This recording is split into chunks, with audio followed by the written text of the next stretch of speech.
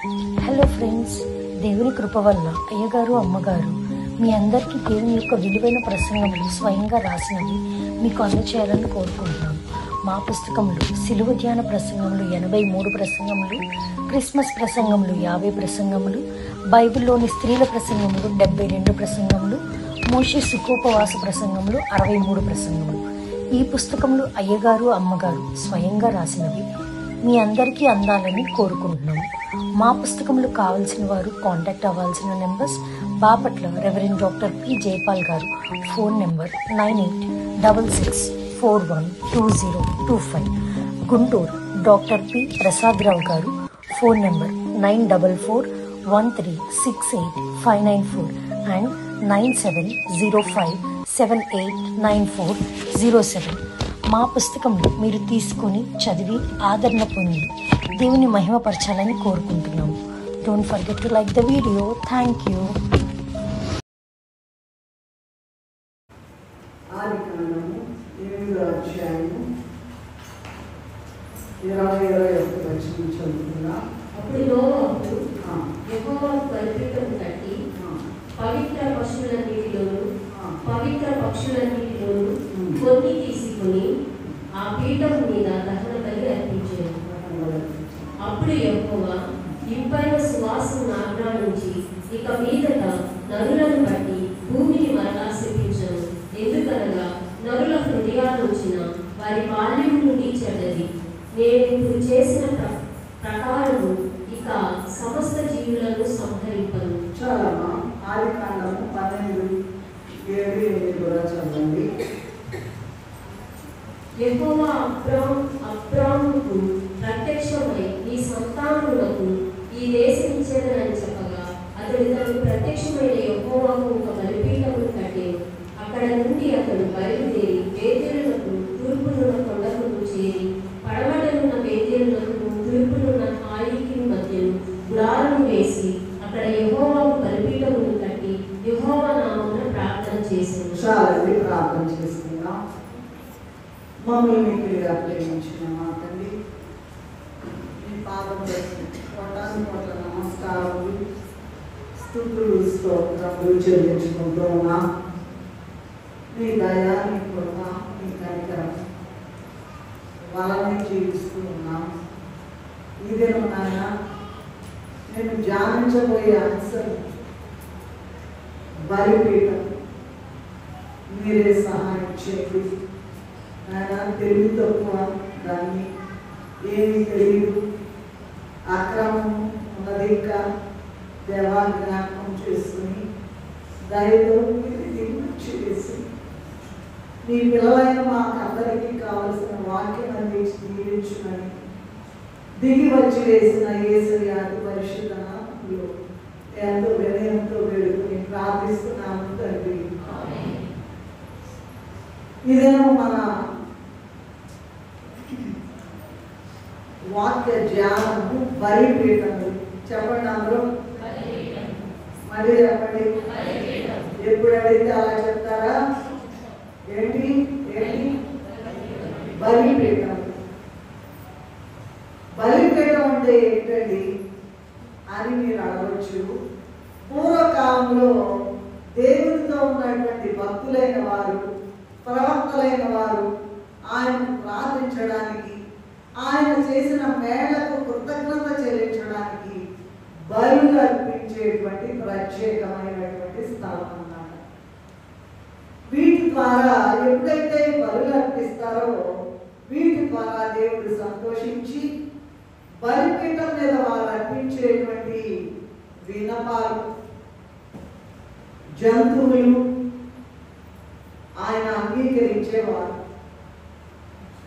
ఈలోక అసలు అన్నిటికన్నా ముఖ్యమైనటువంటి విషయం నేను మర్చిపోయాను.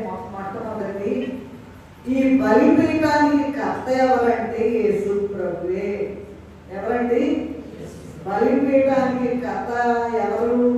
వీరాది వీరుడు, శూరాది శూరుడు, రాజులకు రాజు, బలియాగమైనటువంటి సిలువలో పూర్తిగా మన కొరకు బలిపీఠం అర్పించి తనను తానే పూర్తిగా తన శరీరాన్ని ఛిద్రం చేసుకున్నటువంటి దేవ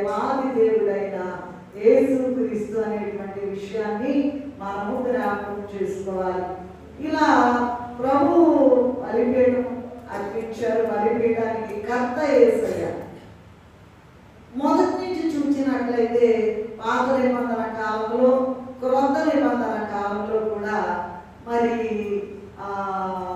అందరూ కూడా వారి అవసరాలు, వారికి ఇబ్బంది కలిగినప్పుడు, వారికి మేలు కావాల్సి వచ్చినప్పుడు వెళ్ళిపోయి ప్రార్థన చేసుకుని బలి అర్పించేవారట. ఇప్పుడే చెప్పాను, కొత్త నిబంధన, పాత నిబంధన కాలంలో బలులు అర్పించేవారు. క్రొత్త నిబంధన కాలంలో మరి సర్వలోక రక్షకుడైన క్రీస్తు ప్రభు ఈ లోకంలోకి వచ్చి యోహాను 1:29లో, యోహాను 1:36లో ఉన్నట్లుగా లోక పాపములు మోసుకొని పోవు దేవుని గొర్రె పిల్లగా మరి ఆయన కల్వరి శిలువలో మనందరి కొరకు బలిగా అర్పించబడ్డారు. మరి అప్పుడు పాత నిబంధన కాలంలో నేను లేదు కదా, క్రొత్త నిబంధన కాలంలో కూడా నేను లేదు కదా, ఈ కాలంలో ఉన్నాం కదా, మేమేం చేయాలండి, మాకెవరిస్తారు ఈ యాగాలు, యజ్ఞాలు, ఈ జంతువులు తీసుకెళ్ళి ఆ స్థలం ఎక్కడ అని మనం అనుకోవచ్చు. కానీ జాగ్రత్తగా వినాలి. ఇప్పుడు మనకున్నటువంటి బలిపీఠం ఏంటంటే ఇంటిలో ఉన్న, మన ఇంటిలో ఉన్నటువంటి దైవ సన్నిధి. ఏంటండి, పాత నిబంధన కాలంలో బోధకులైన వారు, ప్రవక్తలైన వారు అర్పించినటువంటి ఆ బలియాగాలు కాకుండా క్రొత్త నిబంధన కాలంలో క్రీస్తు ప్రభువే పూర్తిగా బలైపోయి తన శరీరాన్ని మొత్తం కూడా ఒక చిన్న రక్తపు బొట్టు కూడా లేకుండా ఇచ్చివేశారు మీ కొరకు, నా కొరకు. మరి మనం ఏం చేయాలి? ఇప్పుడు మాకేం బలి ఉందండి? మేమేం బలిపీఠం చేయాలండి? ఎక్కడ యాగాలు చేయాలండి? ఎక్కడ జంతువులను అర్పించాలండి? ఎక్కడ చేయాలండి ఈ స్తుతులు అనుకోవచ్చు. ఏదంటే మనకు ఉన్నటువంటి రాకడ కాలంలో ఉన్నటువంటి బలిపీఠం ఏంటంటే నీ ఇంట్లో ఉన్న దైవ సన్నిధి. అర్థమైందా? నీ ఇంటిలో ఉన్నటువంటి దైవ సన్నిధి. ఈ దైవ సన్నిధిలో రోమా పత్రిక తీయండి ఒకసారి. రోమీయులకు రాసిన పత్రిక 12వ అధ్యాయం 1వ వచనంలో ఏముందంటే పరిశుద్ధములు అనుకూలమైన సజీవ యాగముగా మీ శరీరములను ఆయనకు సమర్పించుకోవాలి. అంటే ప్రతి దినము కూడా అయ్యగారు మా వాక్యంలోకి వస్తున్న 2 లేదా 3 సార్లు మన శరీరాలట దేవుని సన్నిధిలో ఏం చేయాలో తెలుసండి? ఏ మాట వాడాలో తెలుసా? అయ్యగారే చెప్పారు నాకు. శరీరాలంట వధించాలి. శరీరాలు వధిస్తే ఎట్లాగండి? చచ్చిపోతారు కదా. కాదు, అట్లా కాదు. అందుకే ఇందాక పాట పాడారు. ఏది నీ సాక్ష్యం, ప్రాణాలు బలించిరి, ప్రభువునంతా సేవించిరి, సింహాల కరయను చింతేము లేకుండిరి అని పాడుతున్నాం కదండి. మరి అటువంటి బలిపీఠము నీవు నేను కూడా ఈ దినము కడుగుతున్నామా? అసలు మన ఇంట్లో బలిపీఠం అనే దైవ సన్నిధి ఉన్నదా? అవన్నీ కూడా ఉంటే, తెలుసుకుంటే తేరగా వచ్చి ఊరికనే పాటలు పాడుతున్నారు కదా, ఏదో మాటలు చెబుతున్నారు కదా, ఏదో ఒక ముద్దామ కడుతున్నారు కదా అని అనుకుని మనం వెళ్ళిపోమండి. దేవుని కొరకు నీలో నీవు భయంకరంగా ఏంటంటే భయంకరంగా ప్రభువు చేసినటువంటి, నా కొరకు నీ కొరకు చేసిన బలియాగము, బలిపీఠము అంటే ఏంటంటే బలైపోవడం. నీ శరీరాన్ని వధించుకోవాలట. ఎట్లా చచ్చిపోతారో? చచ్చిపోరు. కానీ దేవుడు ఏం చేస్తాడట?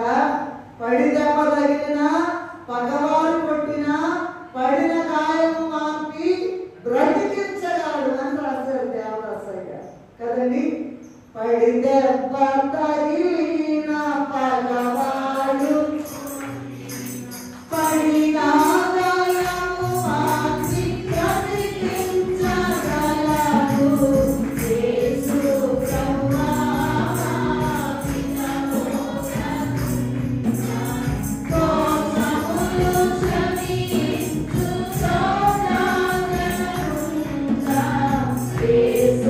ప్రభువా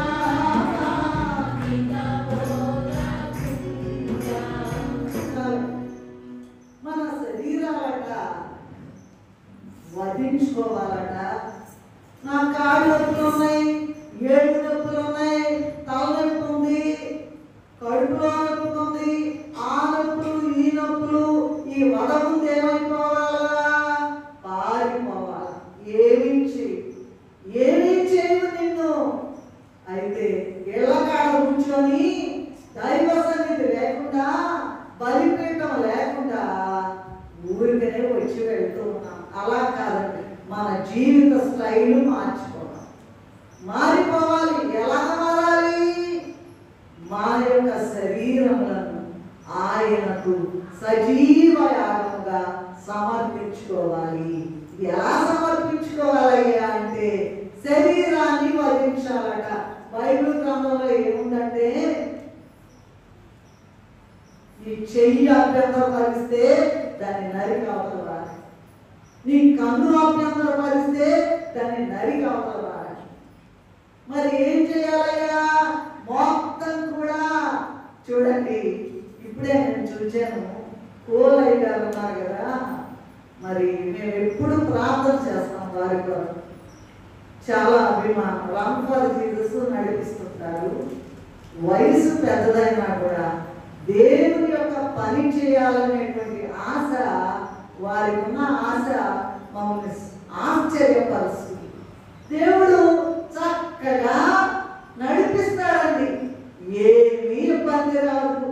ప్రభువే వారు ఆ పని చేస్తూ ఉన్నారు కనుక దేవుడు అంతగా వారిని కాపాడుతూ ఉన్నారు. అర్థమైందా మీకు? ఇప్పుడు మీకు అర్థమైంది కదా. ఏమండి, ఏడు నొప్పులు మనకేమి చెయ్యు, తలనొప్పులు ఏం చెయ్యు, కడుపు నొప్పులు ఏం చెయ్యు, కాళ్ళ నొప్పులు ఏం చెయ్యు. ఏ నొప్పులు?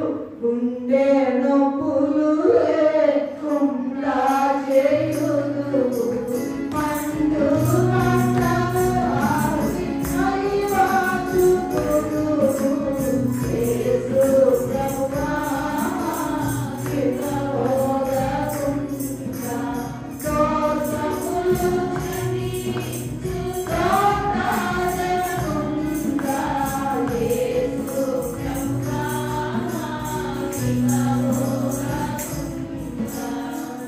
శరీరాలేమో వధించేసేయాలంట.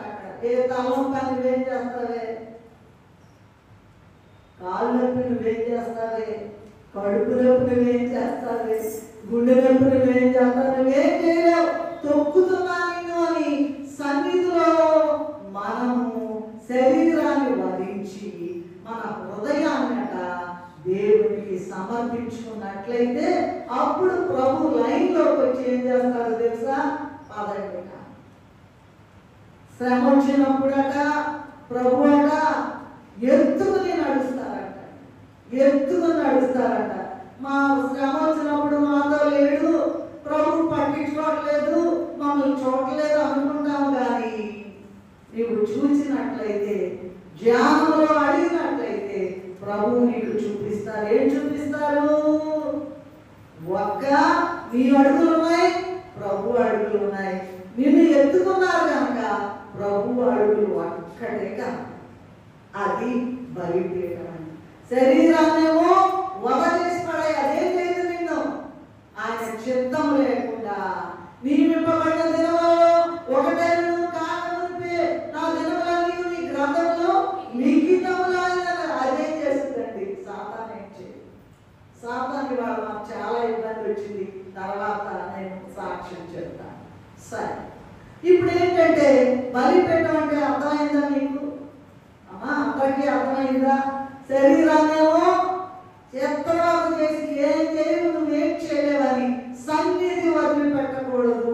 దైవ సన్నిధి అనేటువంటి బలిపీఠంలోనే మనలో మరి మా మహిమదారు గారు, మా అత్తయ్య గారు, అయ్యగారు, అమ్మగారు ఏమనేవాళ్ళు అంటే, 2 కాళ్ళు చేతులు కట్టేసుకుని అక్కడికి వెళ్ళి పడిపోయిందయ్యా నేను. ఏంటంట 2 కాళ్ళు 2 చేతులు తాడుతో కట్టేసుకుని, అంటే ఆ అర్థం అంతగా ఇదే. 2 కాళ్ళు 2 చేతులు కట్టేసుకుని నేను మొన్న చెప్పాను వారికి, మరి ఆ కుర్చీ దగ్గర కూర్చొని ప్రార్థన చేస్తుంటే రోజు వెళ్ళిపోయేవాళ్ళు ఆ కుర్చీ దగ్గర చేస్తుంటే 1 గంట సేపు అయిన తర్వాత ఆ కుర్చీ ఏమో ప్రభు కాళ్ళు అయిపోయినాయి. ఇది నమ్మగలరా? ఇది నమ్మగలరా? ఇది నిజం. ఎవరైతే ఆనుకుంటారో, అయితే శ్రమ లేదా భయంకరమైన శ్రమ, ఆ శ్రమలో ఏం చేయాలండి? ప్రభుని, నా ప్రభుని నేను వదిలిపెట్ట, నా రక్షకుని వెంబడించు నన్నిట, కొండలైన లోయలైన శాంతముగాను సురక్షితముగాను నేను ఎత్తెదను. పరమగిరిట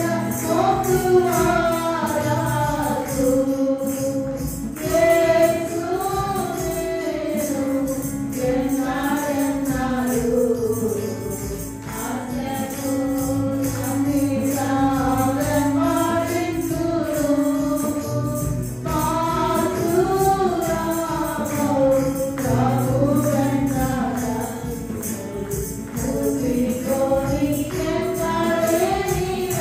ఆశకు నాకేమనిపిస్తుందంటే ఈ సంఘాన్ని నడిపించడంలో భయంకరమైన శ్రమలు వస్తాయి.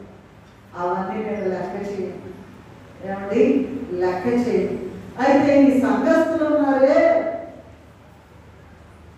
మాకు ఏడు నొప్పులండి, మాకు కాళ్ళు నొప్పులండి, మాకు ఒంట్లో బాగోలేదండి, అవన్నీ మీరు సాతానికి ఇచ్చే అవకాశాలు ఇంకా ఎక్కువ చేస్తుంది. నేను మా బంధువులు వచ్చారండి, అదండి ఇదండి, ఆ చెత్త అంతా కట్టి పొట్టలో పడేసి దేవుని సన్నిధికి వచ్చి దేవుని పని చేయండి. అదే బలిపీఠానికి అర్థం. ఊళ్ళమ్మడి తిరగడం, ఏళ్ళమ్మడి తిరగడం, అట్టడం ఇట్టడం, ఇవన్నీ కట్టేసేయండి. దేవుని వదిలిపెట్టదు. ఒక్క క్షణం కూడా వదిలిపెట్టకుండా దేవుని పని నమ్మకంగా చేసినట్లయితే ఏం చేయాలండి? నీకు ఇవ్వబడిన పని. నా నామన గిన్నెడు చన్నీళ్ళు ఇస్తే దాన్ని పొరపడుతున్నారు కదా, ఏదన్నా చెయ్యి. ఏదో ఒక కుంటి సాకులు చెప్పి బలిపీఠం అనే దైవ సన్నిధి ఇంట్లో ఉంచుకోకుండా, ఒంట్లో ఉంచుకోకుండా నరకానికి వెళ్ళదు. సరే, నేను త్వరగా నేను ఇవ్వబడిన సమయం మళ్ళా రిటర్న్ ఉంది మనకి, అందువల్ల నేను త్వరగా వెళ్తాను. బలిపీఠాలు కట్టిన వారు అనేక మంది ఉన్నారు పరిశుద్ధ గ్రంథంలో. అయితే 7 మాత్రమే ఇదేమో మనం ధ్యానం చేసుకుందాం. నంబర్ 1 ఎవరంటే నోవహు గారు. ఆదికాండ గ్రంథము 8వ అధ్యాయము చదివే వాళ్ళు త్వరగా సహాయం చేసినట్లయితే, ఆదికాండము 8వ అధ్యాయం 20వ వచనం చదవండి. నోవహు బలిపీఠం కట్టి పవిత్ర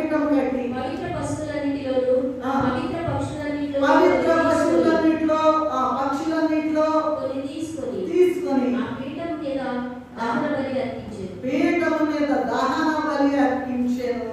వెరీ గుడ్. అన్ని తీసుకుని దహన బలి అర్పించేసాడంట.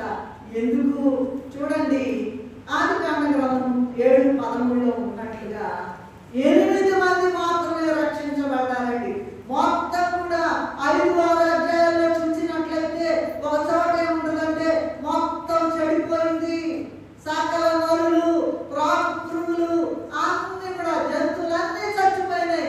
ఒక 8 మంది మాత్రమే మిగిలారు. ఆ 8 మంది ఎవరో చూడండి. నోవహు గారు, ఆయన భార్య గారు, ఆయన 3 కొడుకులు, 3 కోడళ్ళు, ఆయన 3 కుమారులు, 3 కోడళ్ళు మాత్రమే. ఎంత ధీరాధీరుడో చూడాలి. అయ్యా కట్టయ్యా, ఓడగట్టయ్యా, ఓడగట్టు ఓడగట్టు అంటే ఎగతాళి చేశాడంట. 120 సంవత్సరాలు ప్రకటించాడు. తెలుసా నీకు? అయ్యా జల ప్రళయం రాబోతుంది, జల ప్రళయం రాబోతుంది, రండి ఓడలోకి రండి, ఓడలోకి రండి. లెక్క లేకుండా ఈయన చెప్పాడే, ఆయన చెప్పాడే, ఎగతాళిగా మాట్లాడుకుంటూ ఈయనకి పని పాటలేదా ఏంటో ఓడ కడుతున్నాడంట. అయిపోయింది 40 సంవత్సరాలు 40 దినాలు ప్రచండంగా ఈ జల ప్రళయం వచ్చిన తర్వాత అందరూ ఇక మా బయలు పరిగెత్తున్నారు పరిగెత్తున్నారు పరిగెత్తున్నారు. అయ్యా మామూలు గారు తలుపు తీయండి అయ్యా. ఎక్కడ తాళము దేవుడు వేసాడు, దేవుడి చేతిలో తాళం ఉంది, ఇంకెక్కడ తీసేది? అయ్యా నా దగ్గర లేదయ్యా. చెప్పినప్పుడు వినలేదు, అవకాశం జారు విడుచుకున్నాడు. అయితే నోవహు గారు ఇదిగో ఆ భయంకరమైన జల ప్రళయం నుంచి తప్పించినందుకంట వీళ్ళు 8 మందే బతికారు. కృతజ్ఞతగా ఆయన బలిపీఠం అర్పించారట. మరి ఆదికాండ గ్రంథము 8:21లో ఉన్నట్లుగా ఆయన అంగీకరించి ఆయన సంతోషించి వాళ్ళు మాత్రమే మొత్తం మీద భూమి మీద మొత్తం మీద ఎవరండి? నోవహు గారి కుటుంబం మాత్రం మొత్తం చచ్చిపోయారు. రేపు వచ్చేటువంటి ఇదిగో 1 పేతురు పత్రిక మనము కూడా లోకంలో అనేకులను విడిచిపెట్టి మనల్ని ఏర్పరచుకున్నందుకు ఇంటిలో దైవ సన్నిధి అనే బలిపీఠం కట్టాలి. ఆయనకు దండం పెట్టుకోవాలి. 24 గంటలు ఆయన కృతజ్ఞత తెలియజేయాలి. నేను పెద్ద చదువుకున్నాను, నేను పెద్ద ఎరగబడ్డాను, నేను పెద్ద ఉద్యోగం చేస్తున్నాను, నాకు ₹1,00,000 2 లక్షలు కూడా పెన్షన్ అవుతుంది అనుకుంటావేమో. అవన్నీ కూడా జాగ్రత్తనాయి. దేవుని సన్నిధిలో నువ్వు ఎంత గడిపితే అంతగా 24 గంటలు అంటండి మంచినీళ్ళు తాగేటప్పుడు కూడా స్తుతి చేయాలట. చేస్తున్నారా? అదే ఉంది, తయారుగా ఉన్నాయి గ్లాసులు ఎవరన్నా తెచ్చిస్తారు, అతని మనం ఉంచుకుని తాగి తీసుకురావాలి. అలా కాదు, ప్రతి దానికి కూడా కృతజ్ఞత చెల్లించడం, జీవింపలేడు. ప్రతి దినం కూడా యెషయా 27:3 తర్వాత చదువుకున్నాక ఏం చెప్పడానికి సమయం. ప్రతి దినం కూడా ఆయన నీరు కడుతున్నాడు, నీరు కడుతున్నాడు.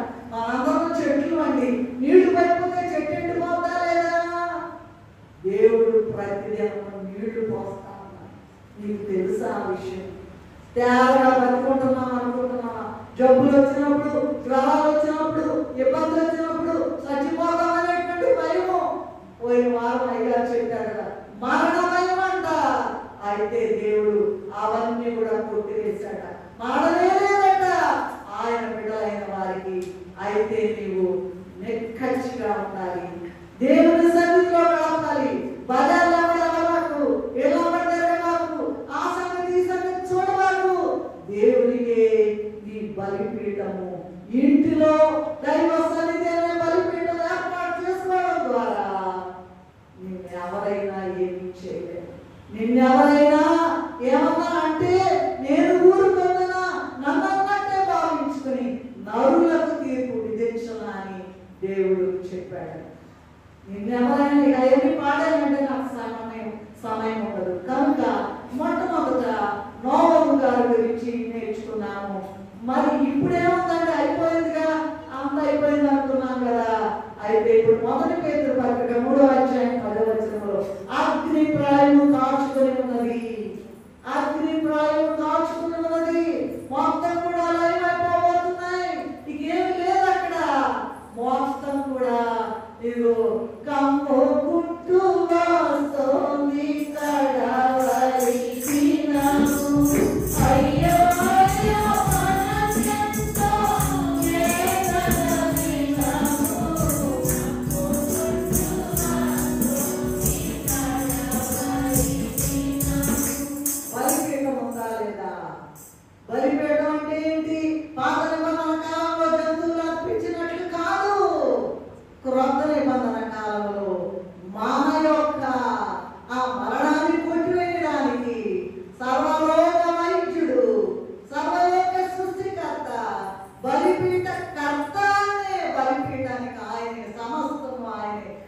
కాల్చివేసి ఒక్క పొట్టు కూడా ఉంచుకోకుండా మొత్తం కాల్చివేసిన ఆయన బలిపీఠానికి శూరాది శూరుడైన దేవునికి 24 గంటలు ఇంటిలో, నీ ఇంట్లో, నా ఇంట్లో ఉన్నటువంటి ఆ బలిపీఠం అనే దైవ సన్నిధిని నెలకొల్పడం ద్వారా రేపు రాబోయే ఇదిగో 2వ పేతురు పత్రిక 3వ అధ్యాయంలో ఉన్న అగ్ని ప్రళయాన్ని తప్పించుకోగలవు.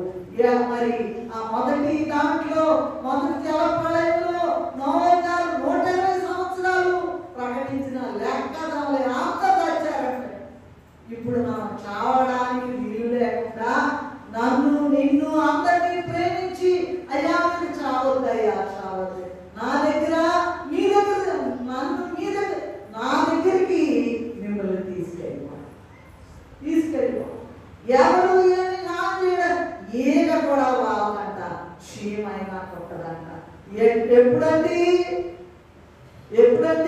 ఇష్టం వచ్చినట్టు తిరిగినప్పుడు కాదు. ఎప్పుడండి నీ ఇంటిలో బలమైనటువంటి దైవ సన్నిధిని ఏర్పాటు చేసుకుని ఇంట్లో ఉన్న వాళ్ళందరూ కూడా 24 గంటలు బలిపీఠం అనేటువంటి ఆ గొప్ప దైవ సన్నిధిలో పడుకున్నట్లయితే శరీరాన్ని వధించేసి హృదయాన్ని పూర్తిగా సమర్పణ చేసి రోమి 12:1 ఉన్నట్లయితే చదవనక్కర్లా అలా ఉన్నట్లయితే నిన్ను అగ్ని ప్రళయం నుంచి ప్రభు తప్పించగలడు. రెండవది చూసినట్లయితే అబ్రహాము గారు, ఈ అబ్రహాము గారు సమయంలో 2 బలిపీఠాలు కట్టారు. ఆదికాండము 12:7లో ఒక బలిపీఠం కట్టారు. అలాగే ఆదికాండం 12:8లో కూడా మరొక బలిపీఠం కట్టారు. అలాగే మరి నాకు ఇక్కడికి వచ్చిన తర్వాత గమనించింది ఏంటంటే 3వ బలిపీఠం కూడా కట్టారంటండి. అది ఏంటో చెప్తాను చూడండి. ఆదికాండం 12:7లో చదవండి అమ్మా, త్వరగా యెహోవా అబ్రహామునకు ప్రత్యక్షమై, ఆ. ఈ సంతానములకు ఈ దేశం ఇచ్చేదనని చెప్పగా, ఆ. అతడు తనకు ప్రత్యక్షమైన యెహోవాకు ఒక బలిపీఠమును కట్టాడు. బలిపీఠం కట్టారు. గొప్ప వాగ్దానాలు చేశారంట. మొత్తం మీద, భూమి మీద మొత్తం నిన్ను ఆశీర్వదిస్తానయ్యా. మొత్తం మీద అది ఛాలెంజ్ గా తీసుకున్నాడు. అయితే విశ్వాసం లేదు. అదిగో 100 సంవత్సరాలు అయిపోతుంది, పిల్లలు పుట్టలేదు. మరి ఎట్లాగయ్యా అంటే సముద్రం ఇస్రాయేలు దగ్గర తీసుకెళ్ళి ఇదిగో ఇలా ఉంటారు నీ పిల్లలు. ఆకాశ నక్షత్రాలు లెక్కిస్తావా? లేదండి నేను లెక్కించలేదు. అలా ఉంటారు నీ పిల్లలు. ఏది ఒక నలుసన్న లేడుగా, ఒక పిల్లలు పుట్టలేదుగా. అయితే నమ్మాడు. దేవుడు ఎంత గొప్ప నమ్మదగిన వాడు. నమ్మితినయ్యా యేసయ్యా, నీ పాదములే నమ్మితినయ్యా యేసయ్యా. కామెంట్ లేదు ఈ మాటకి. ఓకే, సో మొదటి బలిపీఠము 12వ అధ్యాయము 1వ వచనంలో చెప్పినట్టుగా 12:7లో మరి యెహోవాకు దేవునికి అబ్రహాము గారు బలి అర్పించారు.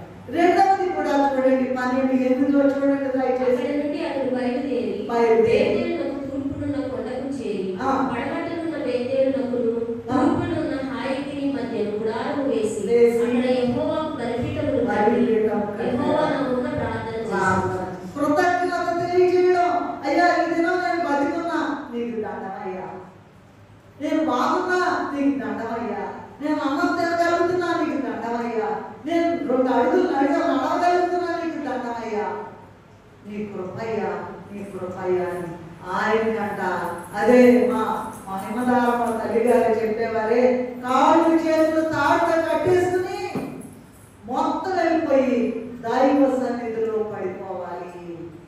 అదే దేవుడు మనకి ఇచ్చేటువంటి ఈ గొప్ప వాగ్దానం ఈ దినం. సో మరి 12:7లో ఒక బలిపీఠం కట్టారు అబ్రహాము గారు. ఎందుకంటే 12:1లో ఇచ్చిన వాగ్దానాల కొరకు, గొప్ప వాగ్దానాలను బట్టి. అలాగే మరి ఆదికాండం 22వ అధ్యాయం 9వ వచనంలో కుమారుని బలిగా అసలే పిల్లలు లేరు అంటే పిల్లలు ఇచ్చారండి. 5 ఏళ్ళు అయినాక ఏమని చెప్పారంటే, అబ్రహామా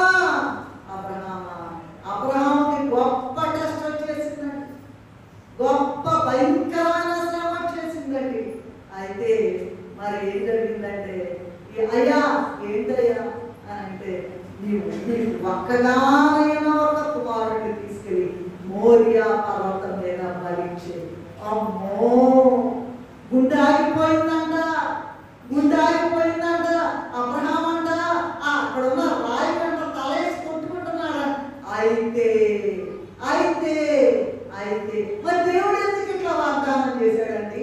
సముద్రం విసర్జనలాగా చేస్తానన్నాడు కదా, ఆకాశంలో నక్షత్రాలాగా చేశాడు కదా, నేను బలిపీఠం కట్టాను కదా అంటే దైవ సన్నిధిని ఉంచుకున్నాడంట. అంతగా విశ్వాసం ఇచ్చాడంట. కుమారుడిని తీసుకెళ్లేటప్పుడండి, ఇవి బైబిల్లో లేని విషయాలు.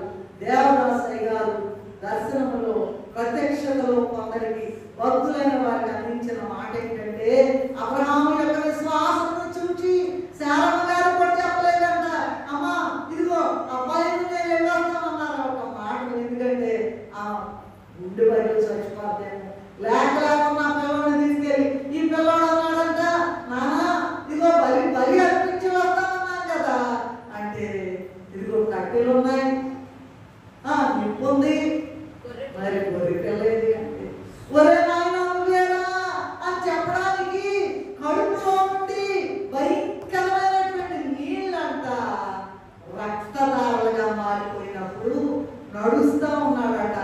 అబ్రహాము గారు కుమారుడైన ఇస్సాకు. అప్పుడట తండ్రి కుమార పరిశుద్ధాత్మ దేవుడు అబ్రహాము యొక్క విశ్వాసాన్ని చూచి వాళ్ళట పై నుండి రక్తపు కన్నీరు కార్చారు. ఇది అర్థం చేసుకోవాలంటే 100 PhD కూడా చాలు. రక్త కన్నీరు కార్చారంటండి, కానీ మామూలు కన్నీళ్ళు కాదు, రక్త కన్నీరు, రక్తపు బొట్లు. అబ్బా శబాష్ అబ్రహామా, విశాలిక నీ టెస్ట్ అయిపోయింది. అయితే బలి అర్పించడానికి వచ్చాడు కదా, అది పానీలా, అది వేస్ట్ చేయనీలా, అది చెడగట్టలా. ఏం చేశాడంట చూడండి, 3వ బలి చూడండి అమ్మా, 22:13. పరీక్ష కుమారుని రక్షించాడు, కనులెత్తి చూడగా యెహోవా ఈయనే అన్నాడంటండి. ఏ నాన్న ఏంటంటే, ఇదిగో నాన్న నిప్పుంది, కట్లు ఉన్నాయి, మరి బలిపీఠానికి బలి ఇవ్వడానికి లేదు కదా నాన్న అంటే, నాన్న ఏం తెలుసుకుంటాడయ్యా, యెహోవా ఈయనే, యెహోవా చూసుకున్నాడు కాక అన్నాడండి. మరి అబ్రహాము గారు అందుకని ఇది కూడా ఒక బలిపీఠం. మొత్తం అబ్రహాము 3 బలిపీఠాలు కట్టారు. అబ్రహాము గారు ఎన్ని బలిపీఠాలు కట్టారండి? ఆ 3 బలిపీఠాలు కట్టారట. మనము కూడా దేవుని యొక్క పరిశుద్ధ గ్రంథం మొత్తంలో ఉన్న వాగ్దానాలను బట్టి దైవ సన్నిధి అనే బలిపీఠాన్ని కట్టి మనలను మన బిడ్డలను ఆయనకు సమర్పించుకోవాల్సి ఉన్నది. అప్పుడు నీకున్న ప్రతి సమస్య, అనారోగ్యము, అవమానము, చిక్కులు ఆయన చూసుకుంటాడండి. ఎంత వయసు ఎంత వయసు మీకేంటి? 100 సంవత్సరాల పిల్లవాడు పుట్టాడు. మరట శారమంట ఇదిగో విశ్వాసమును బట్టి గర్భం ధరించిందట. ఆ విశ్వాసం కాకుండా 7 నొప్పులు తీసేయలేడండి దేవుడు కదా. ఏమండి, కడుపు నొప్పి తీసేయలేడు, 7 నొప్పులు తీసేయలేడు, బంధువులతో వదిలిపెట్టి రాలేము. ఇవన్నీ ఇదేనా బలిపీఠం లక్షణాలు? ఏమ్మా మీ ఇంట్లో బలిపీఠం ఉందంటారా? ఆ విశ్వాసం ఉందంటారా? చూడండి, ఈ అబ్రహాము గారు మరి చూడండి, మీ యొక్క ప్రతి సమస్య అది ఎంతదైనా సరే, ఇన్నైనా అన్నైనా ఎన్నైనా గెలుపులు దేవదాసయ్య. ఎన్ని సమస్యలైనా అన్ని సమస్యలైనా ఎన్ని సమస్యలైనా దానికి ఏమి ఆపు లేదు.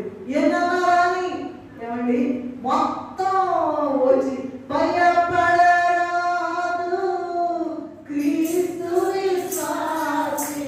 ఆ మాటలో సిబ్బంది వలె శ్రమలు అనుకుంటూ చూడండి అమ్మ. 75వ నంబర్ పాట తెలుగు క్రైస్తవ కీర్తనలో 75వ పాటలో అది వచనము. నాకు ఒక పాట ఆ పుస్తకం ఇస్తే చూస్తాను. నేను అది పాడతాను అనుకుంటున్నాను. అయ్యగారేమో త్వరగా అరగంటలో ముగించమన్నారు. మళ్ళీ జూలియాదేవి గారు మాట్లాడాలి. ఒక పుస్తకం ఏంటి తెలుగు క్రైస్తవ 75వ పాట. గాలి తుఫాను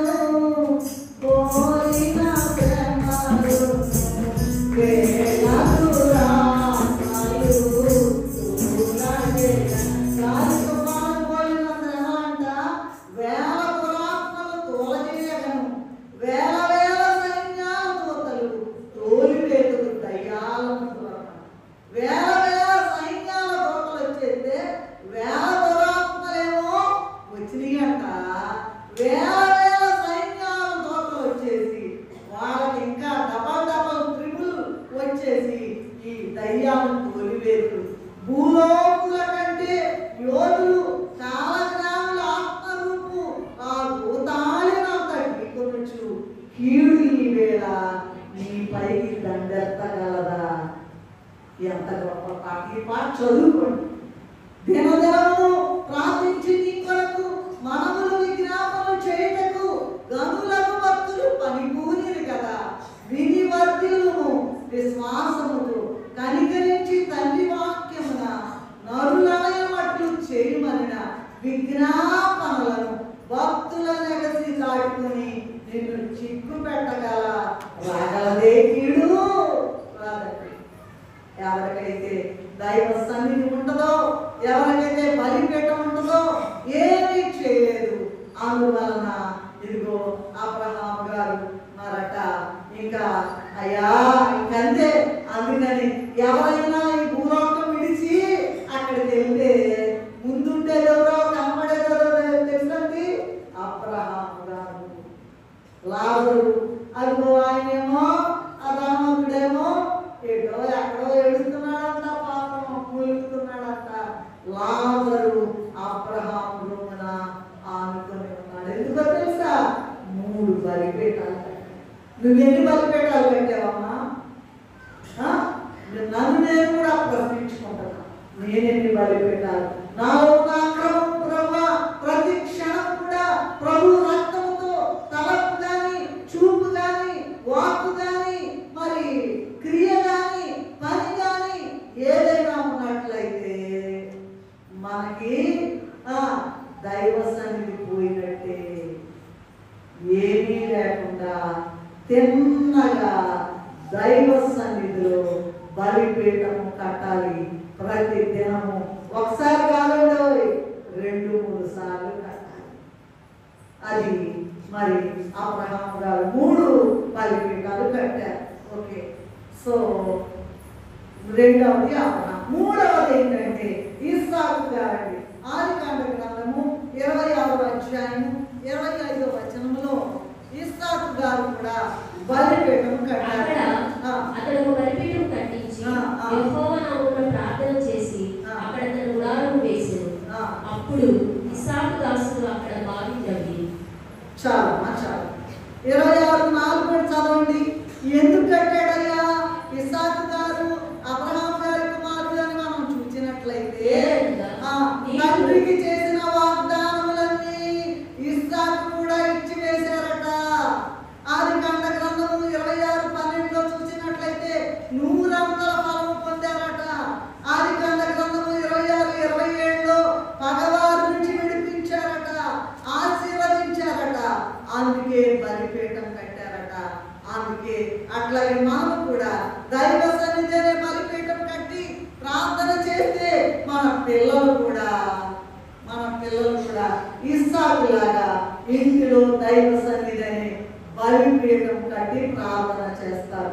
అప్పుడు ఇస్సాకు గారు వృద్ధిలోకి వచ్చినట్టు, ఇస్సాకు గారి మీద ఆశీర్వాదం వచ్చినట్టు మనకు మన బిడ్డలకి కూడా ఆశీర్వాదము వస్తుంది. లేదంటే సడన్ గా ఏదో ఇప్పుడే చదువుతున్నా దెయ్యాలంట, వేల దెయ్యాలు వస్తాయట, సైన్యాల వేల ప్రభావం వచ్చేస్తారండి. ఒక్క దేవత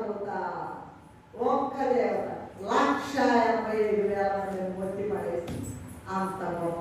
మరి అక్కడి ఒక్క దేవదూత ఈ బిల్డింగ్ చూసారా?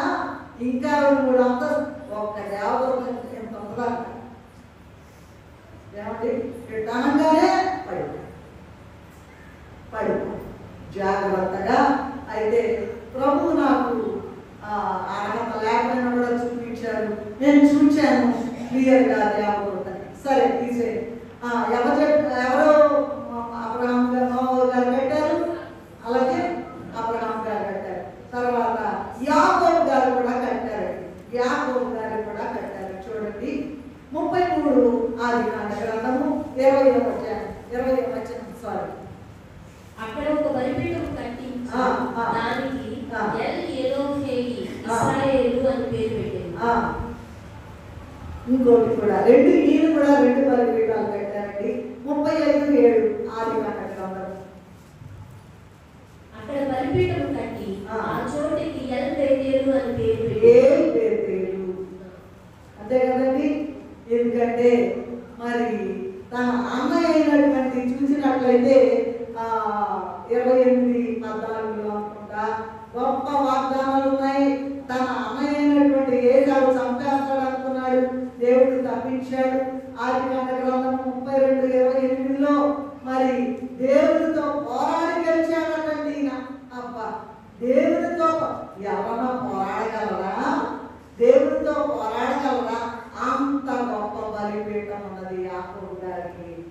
అలాగే భూమి మీద ఎవరికి లేని భాగ్యం ఏంటో తెలుసా అంటండి? తెలుసా మీకు? ఎవరికి లేని భాగ్యం ఇచ్చాడంట. ఏంటా భాగ్యం? ఎవరన్నా చెప్తారా? యాకోబు గారికి ధవళ సింహాసనం ఉంటుంది, దాని చుట్టూ 24 పెద్దలు ఉంటారు, 4 జీవులు ఉంటారు, కోటాను కోట్ల దేవదూతలు ఉంటారు. వారు సైన్యంలో కలిపి యెహోవా పరిశుద్ధుడు పరిశుద్ధుడు పరిశుద్ధుడు అని నిత్యము గాన ప్రతిగానములు చేస్తూ ఉంటారు. అక్కడంటండి ఈ 24 పెద్దలు ఎవరో తెలిసినట్టండి? పాత నిబంధనలో యాకోబు గారి కుమారులే 12 మంది గోత్రాలు. వాళ్ళందరూ కూడా ప్రపంచంలో జనం అందంట అందరికీ తీర్పు తీరుస్తారంట. అందరికీ తీర్పు తీరుస్తారు. అలాగే మరి చెప్పాను కదా, పాత నిబంధనలో ఈయన కుమారులు 12 సింహాసనాలు, క్రొత్త నిబంధనలు 12 సింహాసనాలు, మొత్తం 24. వీళ్ళెవరంటే అపోస్తలులు, ప్రభు యొక్క 12 మంది శిష్యులు. అయ్యా మేము మొత్తం వదిలేసుకున్నాం అయ్యా, అందరినీ వదిలేసుకున్నాం, ఇల్లు వాకిలు వదిలేసుకున్నాం, అందరినీ వదిలేసుకున్నాం. ఏంటంటే దేవుడు చెప్పాడు, ప్రపంచంలో జనములు అందరికీ కూడా మీరు తీర్పు తీరుస్తారు. కనుక యాకోబు గారట 2 బలిపీఠాలు కట్టారంట. భూమి మీద దేవునితో పోరాడి గెలిచినటువంటి ఆ గొప్ప యోధుడు కనుక, దైవ సన్నిధి పరుడు కనుక దేవుడు అంట ఎవరికి లేని భాగ్యం పరలోకములో తన కుమారులైన 12 మంది 12 సింహాసనాలు ఇచ్చి వేశారట. అందుకని 2 బలిపీఠాలు కట్టారట. మనము కూడా భూమి మీద అమ్మ ఒక్కసారి వినాలి, సిలువ కుమారి మరి వెంకటస్వామి గారు వీళ్ళందరూ వినాలి. ఎందుకో తెలుసా? భూమి మీద ఇంకా చాలా మంది ఉన్నారు. మన పేరు మార్చేశారంటండి. యాకోబు గారి పేరు ఇశ్రాయేల్, ఇశ్రాయేల్ కాబట్టి మరంట అలాగా బలిపీఠం కట్టి పేరు పెట్టారంట. భూమి మీద మన పేరు మార్చేసి మరి ఏం చేశారండి?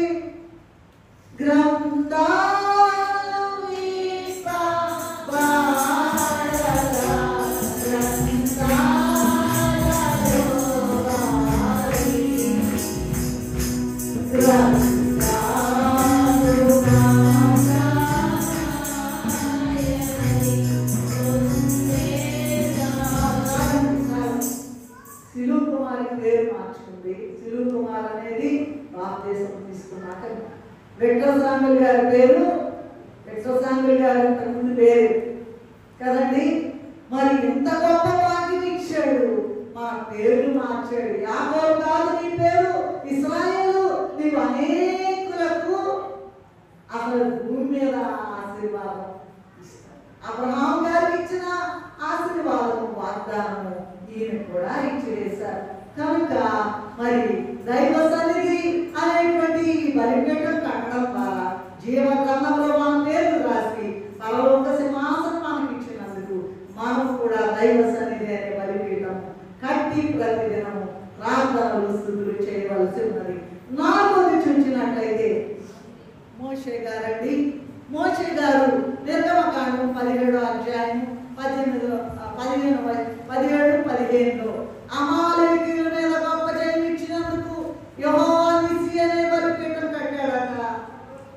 తరువాత మోషే బలిపీఠం కట్టి దానికి యెహోవా నిస్సి అని పేరు పెట్టి చాలమ్మా.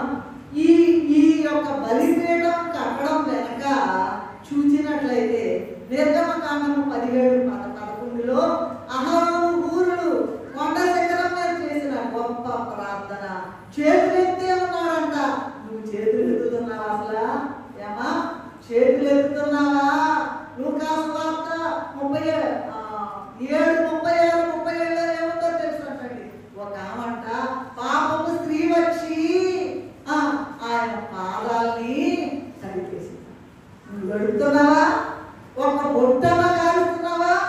ఏం కాచం కానీ బలిపీఠం కట్ట కానీ మరండి బాగలేదండి, మరండి ఆ పని వచ్చిందండి, మరండి బంధువులు వచ్చారండి, ఆరు అట్టగానే బలిపీఠము అట్లాగే పోద్ది, రెడీగా కాచుకుని ఉంది. 2 పేతురు 3:10 జాగ్రత్తగా ఉండండి. కనుక మనం కూడా మన ఇంటిలో ఉన్నటువంటి దైవ సన్నిధి అనే ప్రార్థన ద్వారా లోకస్తులని అమాలేకీయులను జయించాలి. అసలు అమాలేకీయులతో యుద్ధం అంటండి. వీరి మీద గొప్ప జయం ఇచ్చాడు. నిర్గమకాండం 17:14లో దేవుడే వారిని ఎవరిని అమాలేకీయులను ఆకాశం కింద ఉండకుండా పూర్తిగా. అలాగే మనకు కూడా ఎవరైతే మన మీదకి వస్తున్నారో, ఎవరైతే మనల్ని హింసిస్తున్నారో, ఎవరైతే మనల్ని అవమానపరుస్తున్నారో వారి మీద జయిస్తాడు. అందువలన మనం కూడా మన ఇంటిలోని దైవ సన్నిధి అనే బలిపీఠం మీద 24 గంటలు కూడా ప్రార్థనలు స్తుతులు చేయాలి. బలిపీఠం అంటే వదిలేసి ఎప్పుడో ఉందలేండి, ఇప్పుడు అక్కడ ఉందంటారు. క్రొత్త నిబంధనలో ప్రభువు బలైపోయారు.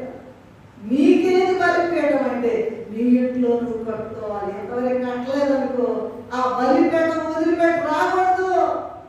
ప్రార్థన చేయాలి, స్తుతి చేయాలి, ప్రతి క్షణం చేయాలి, దినదిన స్తుతులు చేయాలి, నిమిష ప్రార్థనలు చేయాలి. నిమిష ప్రార్థన చేయాలి. ఊరిని అటు ఇటు తిరుగుతా ఉంటే దైవ సన్నిధి నీతో ఉండదు, బలిపీఠం నీతో ఉండదు. ప్రార్థన చేయండి అని చెప్పేసి ఆ ఇష్టం వచ్చినట్టు పనిచేస్తా ఉంటారు. అలా కాదు. దైవ సన్నిధి నీతో ఉండాలంటే ముందు నువ్వు బలిపీఠం కట్టాలి. కనుక తర్వాత ఎవరండి మోషే గారి సంగతి చెప్పేసాక నేను కొంచెం క్లుప్తంగా వెళ్ళిపోతాను. 5 అయినాయమ్మా కమలా గారు? 4 అయినాయా? 5 4 డౌట్ఫుల్గా ఉన్నారు. 5 వెరీ గుడ్. అబ్రహాం గారు ఫస్ట్, నోవహు గారు, అబ్రహాం గారు, ఇస్సాకు గారు, యాకోబు గారు, మోషే ఎంత గొప్ప జయించాడు. 30 లక్షల మందికి నాయకుడిగా చేసేసాడు. ఎందుకో తెలుసా? అల్పకాల పాప భోగములు అనుభవించిన కంటే తమ ప్రజలైన ఇశ్రాయేలుతో శ్రమ అనుభవించడమేని అదండి ఆయన బలిపీఠం. మోషే గారు కట్టిన బలిపీఠం. ఆ రోజు చూసినట్లయితే యెహోషువ గారు కూడా బలిపీఠం కట్టారు. 8వ అధ్యాయం యెహోషువ 8:31లో యెహోషువ గారు కూడా బలిపీఠం కట్టారు. యెహోషువ 6:20లో చూసినట్లయితే ఎరికో గోడలు కూల్చివేసేసారంట ఈయన హయాంలో. ఈయన నాయకత్వం కింద ఎరికో గోడలు 7 సార్లు తిరిగేటప్పటికి కూలిపోయినాయి. జయము జయమని కలవరించిన జయమే బ్రతికెల్లా, ఇక అపజయ పదమే కల్లా. చూడండి, అది లేక ఇంకెప్పుడు ఎవరో చెప్పవాకండి. నాకు ఏమైనా రండి, పిడుగులు పట్టే ఉద్యోగానికి ఎక్కలేదమ్మా, కాలేజీకి ఎక్కలా, అదండి ఇదండి వేద పలుకులు పలకదు, కుంటి సాగులు చెప్పదు. ఎప్పుడైనా సరే రండి, చూడండి. ఇదేంటంటే ప్రభుత్వ పని ఏంటంటే రండి చూడండి. లేకపోతే పొరపాటు ఎప్పుడైనా సరే ప్రతి మనుషుడు అబద్ధికుడు అగును, కానీ దేవుడు అన్యాయస్తుడు కాదు. దేవుడు న్యాయవంతుడు. నువ్వు చేసిన దాన్ని బట్టి నీకు ఫలం దయచేస్తాడు. అంతేగాని అనవసరమైనటువంటి విషయాలు పెట్టుకుని మరి నీ బలిపీఠం, నీ ఇంట్లో బలిపీఠం కట్టాలి, సాతాను కథమైపోతండి, తొక్కి పడేస్తాడు ఆయన. ఏం చేసినా ఇప్పుడే అనుకున్నాం కదా, వేలతో రాష్ట్రాలు వస్తే వేల సైన్యాలతో పరలోకం నుండి వచ్చి మటాస్ చేస్తాడు. మటాస్ అయిపోతాయి, పూర్తిగా సస్తాయి. ఎప్పుడైనా సరే ఇలా ఏమి మనం ఏం చేయలేదు. మన ప్రభు మనతో ఉన్నవాడు అని ఉన్నారు కదా ప్రభు మనతో. కనుక మీరు బలిపీఠం కట్టాలి. మొట్టమొదట 6:20లో ఎక్కడ ఎరికో గోడలు కూల్చివేసినందుకు మరి బలిపీఠం కట్టారట. యెహోషువ 8:24లో హాయి పట్టణం మీద జన్మించినందుకు బలిపీఠం కట్టాడట యెహోషువ గారు. అలాగే మోషే తర్వాత నాయకత్వం ఇచ్చినందుకు కూడా బలిపీఠం కట్టారట. యెహోషువ 24:15లో చూసేస్తే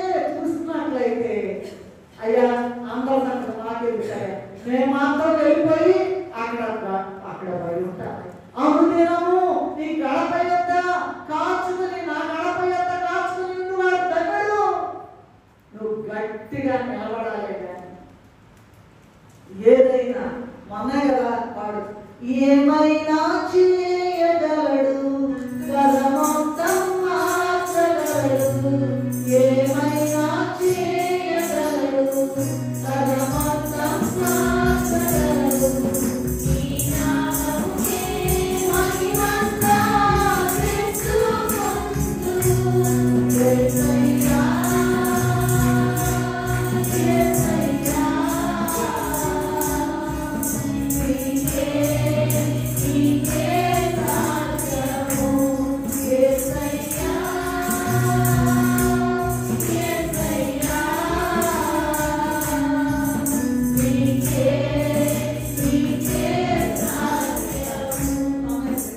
కనుక మరి ఈయన కూడా, ఈయన ఇంటి వారందరూ కూడా మీరు ఎట్టనవ్వండి, నేను నా ఇంటి వారును యెహోవానే సేవించను. తర్వాత ఉంటుందండి గ్రంథాలు వెంపబడగా 50 గాళ్ళు సముద్రం అంట, దాంట్లో చచ్చిపోయిన రోజులను అప్పగిస్తుందంట.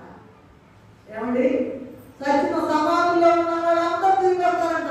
అందరిని మనం క్లియర్గా చూస్తామంట. ఎవరికి వారికి తిరిగిపోతుంది. కానీ ఎవరైతే బలిపీఠాలు పెడతారో అదిగో యెహోషువ గారు అందరి సంగతి అవసరం, నేను నా ఇంటి వారు అందరిని కూడా యెహోవానే సేవిస్తాం. అందుకని యెహోషువ గారు 8:31 బలిపీఠం కట్టారు. మనం కూడా మన కుటుంబాన్ని నడిపించే నాయకత్వం ఎవరంటే కుటుంబంలో ఉండేది అమ్మా చెప్పండి, ఎవరుంటారు కుటుంబం? అమ్మ నాన్న, అంతే కదా. మరి ఎవరు కర్తవ్యం ఎవరిది చెప్పాలండి? డౌట్ పాపం ఏం మాట్లాడితే ఏమనుకుంటారు? ఏమండి, క్రీస్తు ప్రభు సర్వలోకానికి భర్త, మన ఇంట్లో మన భర్త అది. అంతేగాని మన కర్తవ్యం ఉండకూడదు. దండం పెట్టుకుని ప్రభు ఇచ్చిన భర్తతో, ప్రభు ఇచ్చిన భార్యతో సమాధానంగా సంతోషంగా ఈ లోక యాత్రలో వెళ్ళిపోవాలంతే. కానీ మన ఇష్టమైన ఆయనే కొట్టేస్తున్నాడు. ఆయన శిష్యులకు కాళ్ళు కట్టాడు. స్వార్థ 13వ అధ్యాయంలో. మరి నువ్వేం చేస్తున్నావు? నాదే కర్తం రైతే. అయితే తర్వాత తీర్పు చేస్తాడు. దేవుడు ఏం చెప్పాడు? దేవుడే సర్వాధికారి, ఆయన సమస్తము చేయగలిగిన దేవుడు. ఆయనకు అసాధ్యమైంది ఏది? నాకు అసాధ్యమైంది కలదా అంటున్నాడంట. ఆయన క్వశ్చన్ మార్క్ మనల్ని అడుగుతున్నాడు. మనం జవాబు చెప్తే లేదు లేదు అని 1,00,000 సార్లు, కోట్ల సార్లు, కోట్ల సార్లు, లెక్కలేని సార్లు అయ్యా నీకే దండమని నడవకుండా వెళ్ళాలని ఆయన కృపను బట్టి జీవింపచేస్తూ ఉన్నాడు. ఆయన దయను బట్టి నడిపిస్తూ ఉన్నాడు. ఎంతకన్నా ఏమీ లేదు. ఈ దినం మనం జీవించి ఉన్నామంటే ఆయన మహాకృప, ఆయన దయ. కనుక ఇంట్లో వాళ్ళందరికంట మరి యోగ గ్రంథంలో ఒక మాట తెలుసా మీకు? లోకం మొత్తం కూడా భూమి మీద మరణ కాలము యుద్ధ కాలం కాదా?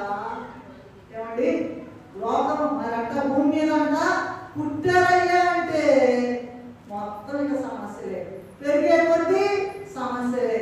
అవి పెరిగి పెరిగి పెరిగి పెరిగి చివరి వరకు పెరుగుతా వెళ్తాయి. ఒక దినం వస్తుంది, a day will come when we have to leave this world and go to our heavenly Father. కనుక మరి యెహోషువ గారు కూడా ఏం కట్టారంటండి? బలిపీఠం. ఎందుకు కట్టారంట?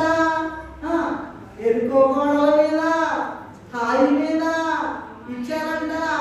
ఇంట్లో మొత్తం మీద అయ్యా రెండంటే అప్పుడు పట్టెట్టుకొని వచ్చేవాడంట. దండం పెట్టుకుని మోకాళ్ళు, అయ్యా నీకే నమస్కారం.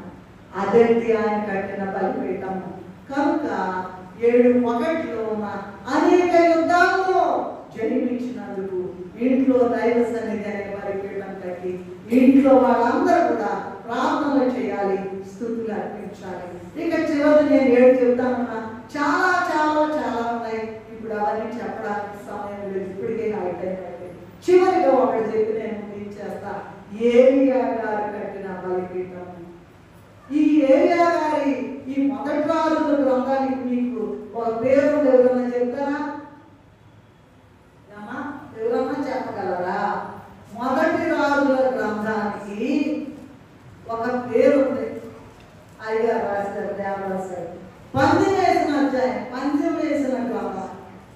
చూసుకోరా.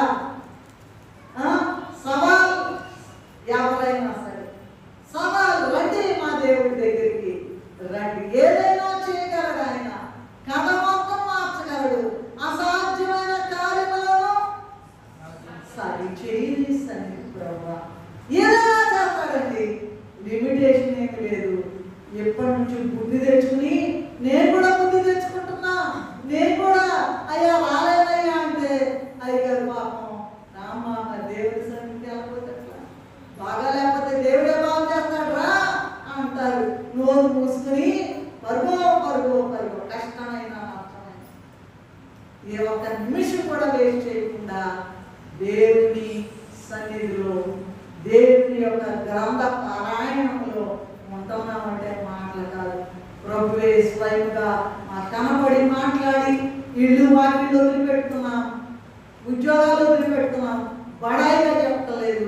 ప్రభు ఆ పుస్తకాలు రీసెర్చ్ వర్క్ చేయడానికి మమ్మల్ని మేము తీసుకెళ్తున్నాను.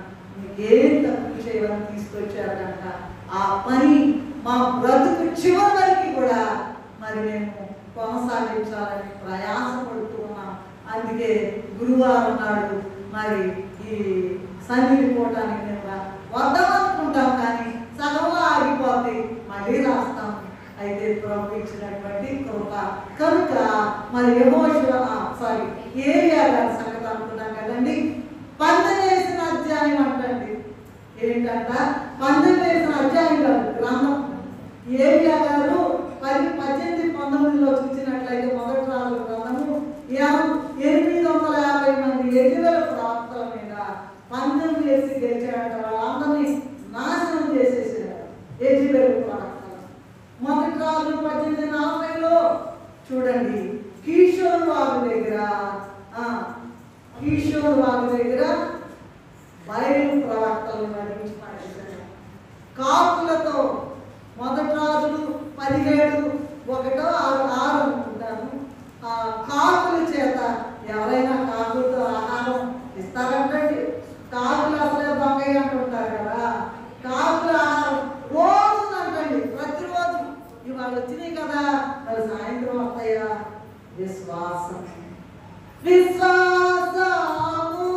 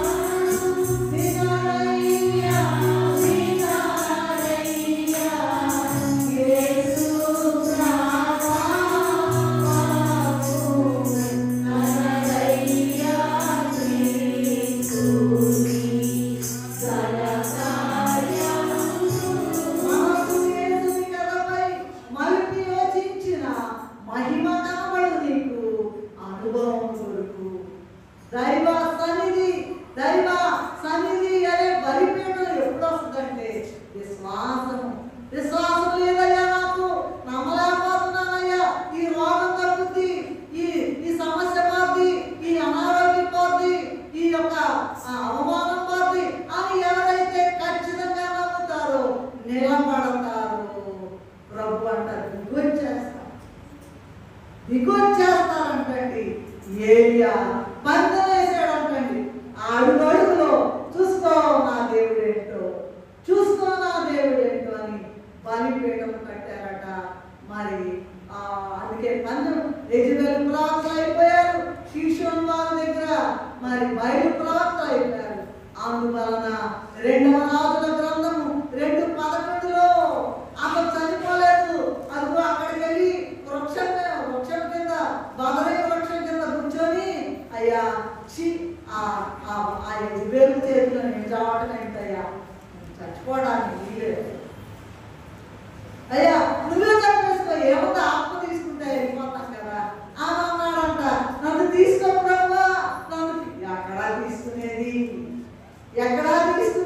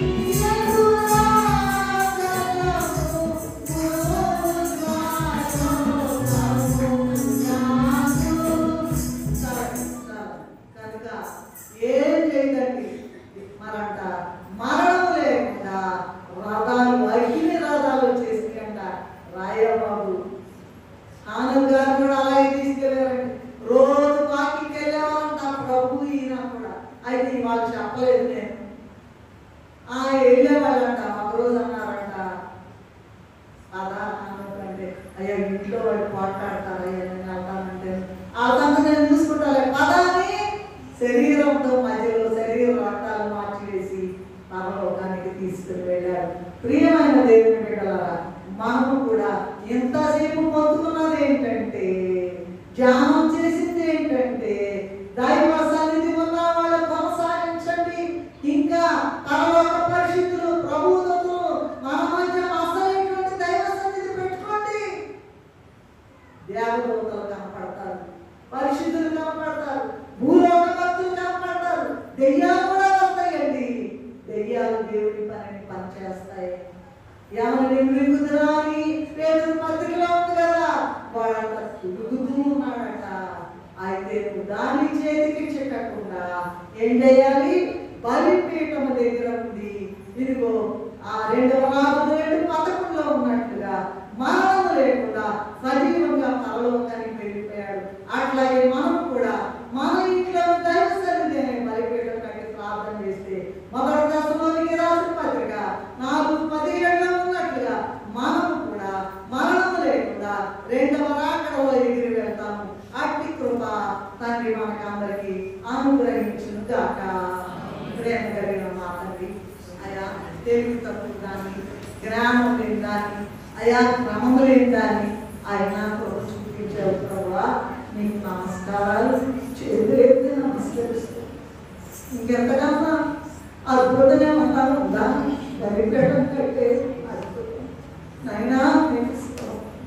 మీరే వచ్చి ఆ బలిపీఠం యొక్క రహస్యాన్ని ఛేదించి, మీరే బలిపీఠానికి ఆయన శూరుడిగా వీరుడిగా రాజాదిరాజుగా గొప్ప బలిపీఠ కర్తగా ఆయన పూర్తిగా బలైపోయి మా కొరకు వస్తే నేనేమో ఈ భూలోకంలో పనులన్నీ చేసుకుంటా నిన్ను ఆలస్యం చేస్తా ఉన్నాను. నిన్ను చూడలా, నీ మాట వింటలా, నీ రాక ఎదురు చూడలేదు యేసయ్యా. క్షమించి ఇప్పటికైనా బుద్ధి తెచ్చుకుని బుద్ధి లేని కన్యకల వలె కాకుండా బుద్ధి కలిగిన కన్యకల వలె ఇప్పటికైనా గడగడ ఉడుకుతూ నీవిచ్చిన రక్షణను కొనసాగిస్తూ నీ రాకడ కొరకు సిద్ధపరుస్తూ ప్రతి క్షణం కూడా మాలో ఉన్న నాయన అక్రమము, నాయన మరి భక్తిహీనతను, అవిశ్వాసమును కొట్టివేసుకుని నీ దగ్గర